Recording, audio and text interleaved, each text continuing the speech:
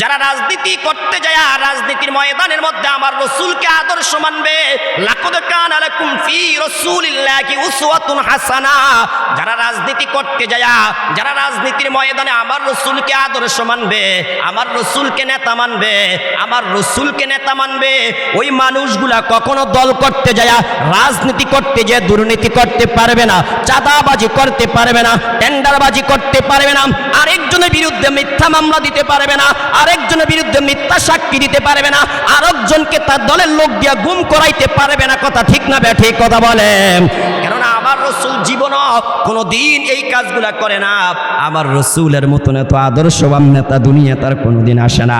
এই জন্য একদল নেতা আছে, তারা মসজিদে আল্লাহর কথা বলে, মাদ্রাসা আল্লাহর কথা বলে, মাহফিলে আল্লাহর কথা বলে। হে আমার ভাইয়ারা বন্ধুরা আমার, বিভিন্ন অনুষ্ঠানে আল্লাহর কথা বলে, রাসূলের কথা বলে, কিন্তু তারা রাজনীতি করতে গেলে আল্লাহর কথা বলে না, রাসূলের কথা বলে না। ঠিক না ঠিক কথা বলে? তারা জানে রাজনীতির ময়দানে আল্লাহর কথা বললে, রাজনীতি করতে গেলে রাসূলের কথা বললে, রাজনীতি করতে গেলে রাসূলের আদর্শের কথা বললে তাদের দুই নাম্বারি করে টাকা কামাই করা বন্ধ হয়ে যাবে। ঠিক না ঠিক কথা বলেন? তাই ভাইয়েরা আমার, বন্ধুরা আমার, সকল ক্ষেত্রে সব জায়গায় আমার রাসূলকে নেতা মানার দরকার আছে নাকি নাই? একটু মুসলমানের আওয়াজ দিয়ে বলেন না, দরকার আছে নাকি নাই ভাইয়েরা আমার? যারা সব সময় সর্বকাজে আমার আপনার নবীকে নেতা মানবে, আমার আপনার নবীর ইক্তেদা করবে, আমার আপনার নবীর অনুসরণ অনুকরণ করবে।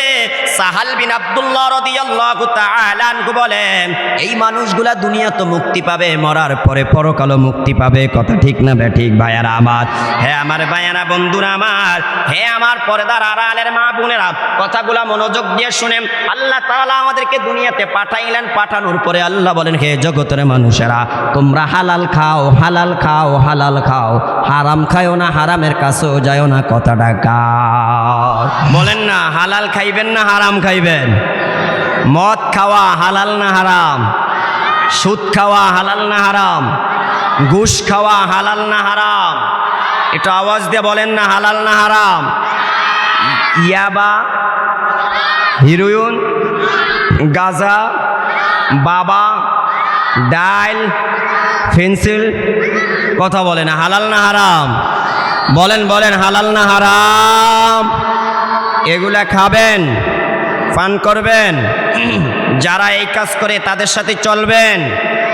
বলেন, সৎসঙ্গে সর্ববাস, অসৎসঙ্গে, আওয়াজ দিয়ে বলেন না, সৎসঙ্গে সর্ববাস, অসৎসঙ্গে সর্বনাশ।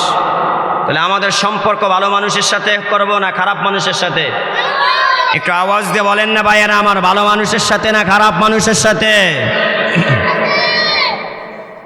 ভাইয়েরা আমার, বন্ধুরা আমার,